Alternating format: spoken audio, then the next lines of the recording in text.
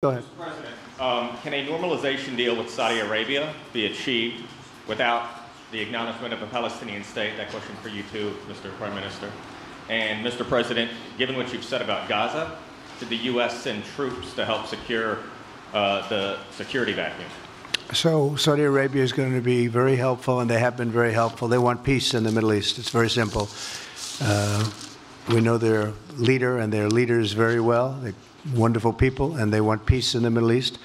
As far as Gaza is concerned, we'll do what is necessary. If it's necessary, we'll do that. We're going to take over that piece, and we're going to develop it, create thousands and thousands of jobs, and it'll be something that the entire Middle East can be very proud of.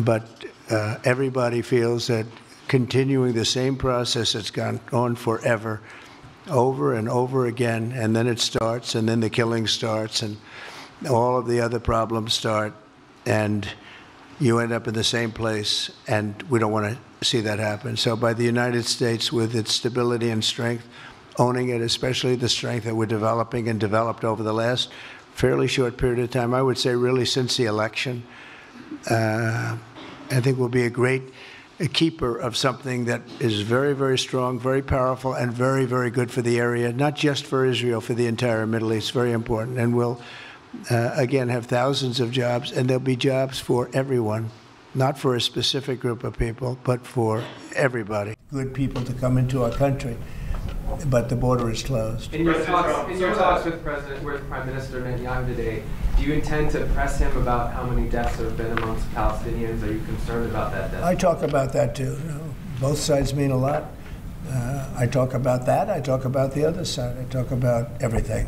What's your main message to him today during your meeting? Well, I'm here to listen. He's here to see me, and I'm here to listen. So there's not much of a message. At the right time, I'll give him my message. President, will you continue to press for the idea that Jordan and Egypt take Palestinians from Gaza? Yeah, I would like to see Jordan. I'd like to see Egypt take some. Look, the Gaza thing has not worked. It's never worked. And I feel very differently about Gaza than a lot of people. I think they should get a good, fresh, beautiful piece of land, and we get some people to put up the money to build it and make it nice and make it habitable and enjoyable and make it a home. They don't want to leave, though. Palestinians say they don't want to leave. I don't know how they could want to stay. It's a demolition site. It's a pure demolition site. If we could find the right piece of land or numerous pieces of land and build them some really nice places with plenty of money in the area, that's for sure, I think that would be a lot better than going back to Gaza, which has had just decades and decades of death. Where would those pieces of land be? Well, they could be in Jordan, and they could be in Egypt, and they could be in other places. You could have more than two, more than one, but you could have more than two, and you'd have people living in a place that could be very beautiful and safe and nice. Gaza has been a disaster for decades. Would the U.S. pay for that? I don't think the UN would pay, but I think there's plenty of people that would in the area. They have a lot of money. They certainly have a lot of money. Some of the countries over there, they'd like to see it. I know that Saudi Arabia wants to see peace. I can see that. And many of the countries there, as far as I'm concerned, they all want peace. I think, maybe I'm wrong on this, but I think Iran would like to see peace too. They've had enough. Don't you think they've had enough? But the leaders of Egypt and Jordan have said bluntly they have no interest in doing this. Well, they may have said that, but a lot of people said things to me. They said they wouldn't take anybody back in Venezuela, and right now they're flying them right back into Venezuela. And a lot of people, and they're doing the right thing in Venezuela. The Panama Canal is an active discussion right now, and they said things about that. And virtually everything that's been said has been incorrectly stated based on the result. What amount?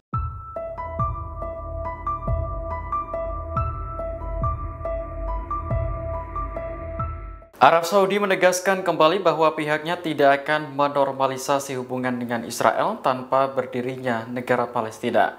Hal ini membantah klaim Presiden Amerika Serikat Donald Trump bahwa Riyadh telah mencabut tuntutan tersebut. Dikutip dari Anadolu Agency pada Rabu 5 Februari, Kementerian Luar Negeri Arab Saudi menekankan bahwa posisinya teguh dan tidak tergoyahkan Sikap ini pernah disampaikan putra mahkota Arab Saudi, Pangeran Mohammed bin Salman bin Abdul Aziz Al Saud pada September tahun lalu.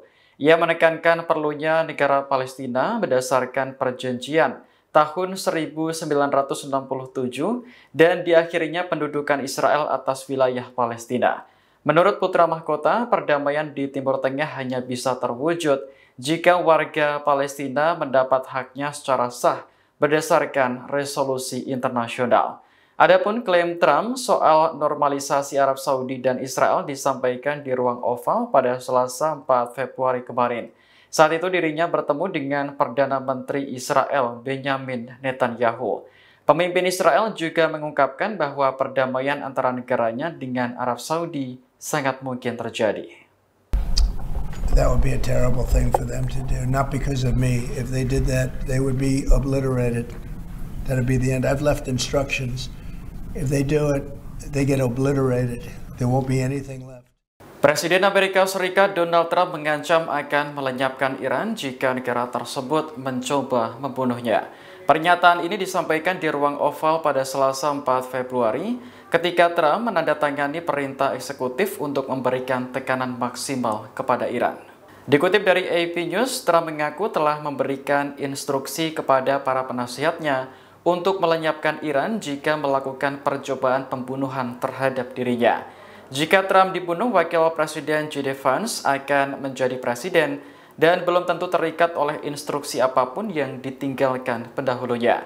Otoritas federal telah melacak ancaman Iran terhadap Trump dan pejabat pemerintahan lainnya selama bertahun-tahun. Trump memerintahkan pembunuhan Qasem Soleimani pada tahun 2020 yang memimpin pasukan Quds Corps Garda Revolusi Islam Iran. Ancaman terhadap nyawa Trump dari Iran memicu keamanan tambahan beberapa hari sebelum kampanye di Pennsylvania pada Juli tahun lalu. Lokasi tersebut adalah tempat di mana Trump ditembak di bagian telinga. Departemen Kehakiman mengumumkan pada bulan November bahwa rencana Iran untuk membunuh Trump telah digagalkan. Namun, pejabat Iran menepis tuduhan tersebut. I think they're close. They're too close. But again, you could go back 4 years. I would have said they would have had it during this intervening period. But they're pretty close, Peter. And why say that you're unhappy to sign it if it's Iran and their proxies who have threatened to retaliate against you and your team by killing you guys for taking out Soleimani? Well, they haven't done that, and that would be a terrible thing for them to do, not because of me. If they did that, they would be obliterated.